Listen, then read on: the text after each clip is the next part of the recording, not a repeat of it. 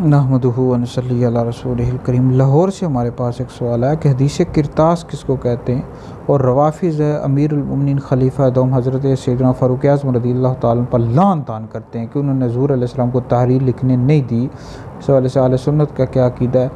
अमीरुल मोमिनीन खलीफा दोम हज़रत सैयदना फ़ारूक आज़म रज़ियल्लाहु ताला पर लान तान करने वाला दोज़खी है और ऐसा शख्स राफ़ज़ी है, अहले सुन्नत से खारिज है। बुखारी में भी अहादीस मौजूद है, मुस्लिम शरीफ में भी मौजूद हैं। अहादीस किरतास के हवाले से बहुत तफसील के साथ अहादीस मौजूद हैं। मुख्तसर तौर पर बयान कर देता हूँ। बुखारी में मौजूद है, हज़रत इब्न अब्बास से रिवायत है कि हुज़ूर अलैहिस्सलाम ने अपने मर्ज़ विसाल में इरशाद फरमाया कि मेरे पास कुछ चीज़ ला दो, मेरे पास लिखने की कोई चीज़ ला दो ताकि मैं तुम्हें एक ऐसी तहरीर लिख दूँ कि मेरे बाद कभी गुमराह नहीं होगे।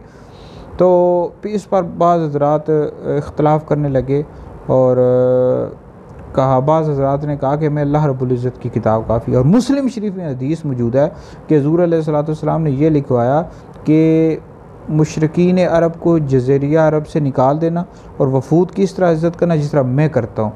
और तीसरी बात रावी कहते हैं कि इब्न अब्बास ने खामोश हो गए या उन्होंने बयान किया और मैं भूल गया। तो दोनों हदीस में हज़रत उमर का नाम कहाँ है? ये राफ़ज़ी जो हैं हज़रत उमर रज़ियल्लाहु ताला पर लान करते हैं कि उन्होंने नहीं लिखने दिया। भाई उनका नाम कहाँ है?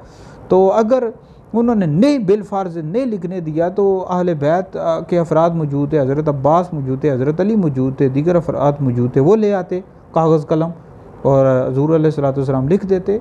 तो लिहाजा ये इतराज़ करना ये राफ़ज़ियों की आदत है।